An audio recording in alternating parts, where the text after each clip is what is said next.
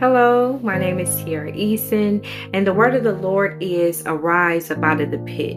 It's time for us to arise up out of our pits, Joseph. I'm talking to Joseph on today. And see, we have to understand in Psalms 42, the writer presents to us that he was thirsty for the Lord, that he was thirsty for the living God, and that he couldn't wait until he could appear before the living God. And so we should be in a place right now in this season where we long and we thirst for the living God. Like Joseph showed us that even in the midst of every pit that he was placed in, that he was willing to trust his God, that he was willing to go before the Father and to pray and to believe that the Father would deliver him. In the pit that his brothers put him in, he understood that he would arise.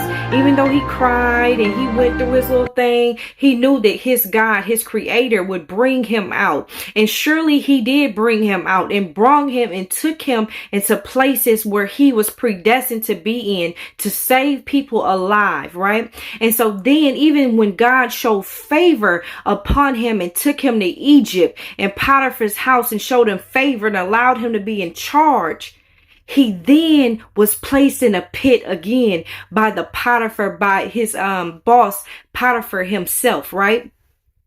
And then in that pit, he still trusted and believed in the living God, and he appeared before him. And see, it was during the time during that pit that he was able to get the key things from God, that he was able to get the key wisdom before God. It was there that he was able to go before God and inquire of the things that made the difference. You see, we have to in this season go before the Father in prayer and go before the Father in his word and seek the Father for the difference, the key thing that will bring us out, the key thing that will keep us alive, the key thing that would help us to add to finances. You hear what I'm saying? To be able to bless us and prosper us. It's the key things. For some of us, the key thing may be getting rid of pride. The key thing may be getting rid of fear. The key thing, everybody has their thing. And so for Joseph, he went before God and he had an excellency